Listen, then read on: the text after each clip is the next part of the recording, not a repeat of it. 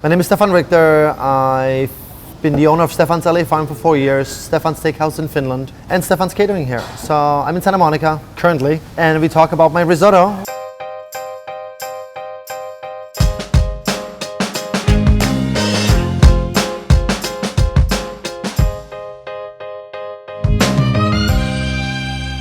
Risotto is easy, I think, if you get the hang of it.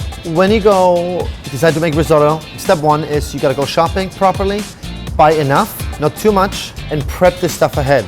Get it all sliced, diced, picked, peeled, put in little cups, make it look pretty. It's easy on you when you cook later.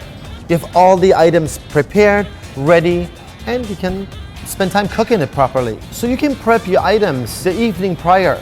You're not cooking anything, nothing goes bad. If you chop a couple of onions in a cup and put it in the refrigerator, cover it nicely, but you can do it the day before. If you have a busy day the next day and your day comes over at 7, you already prepped, you're done. Pick the ingredients that appeal to you the most.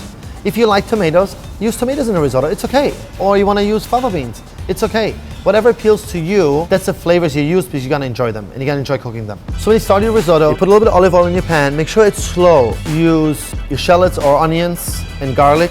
You look for translucent onions and garlic. You don't want to brown them. The flavor might be not bad, but it turns a risotto brown, so it's not a pretty sight to look at.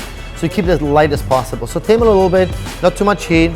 And as soon as you start getting like this beautiful glossy look to it, you add the rice. Saute the rice a little bit for a minute or two. Add some white wine, then you start adding stock. Stock is finicky.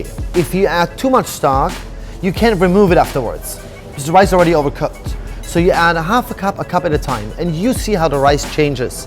The kernels get bigger, and again, you taste it. You taste the rice kernels. Take a knife, get a rice kernel out and taste it. It's all about patience. Risotto takes 17 minutes no matter what. So when you start putting your ingredients in your risotto, add your small diced vegetables about 15 minutes into the simmering process. But they're gonna be small diced. Don't put carrot rings like this. Make tiny little carrots. Pick your flavors you like, put them in a risotto, let it simmer, turn up the heat a little bit.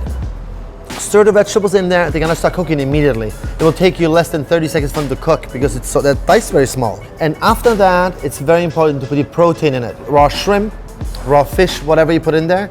You put small piece of shrimp in there, simmer, toss them a little bit, and they cook immediately because the risotto is so hot. There's more liquid coming out of the shrimp. Thins it out a little bit. Then you take about 3 tablespoons of butter, cold butter, turn the flame off, 3 tablespoons of butter in there, and stir it. Get that butter into that risotto. It gets super creamy, and you can see it. And if it thickens too much, a tablespoon of chicken stock. You can always thin it out. You can take the liquid out, you can always add. Slowly but surely, it will be a risotto. And towards the end, I always add a little Parmesan cheese, even in the fish risotto, because it makes it creamy as it binds a little bit. Risotto should have the consistency of, when you stir it in the pot with a spoon or with a ladle, whatever you do, it should fall back into place. It's super easy, but play it first. Try it out. Don't cook on your first date, you make a risotto and you all fuck it up. What's the point? Cook it at home before. Invite a friend over. Cook together, make a risotto, your best friend. And then when the chick comes over, you will master your risotto, and it's just the key.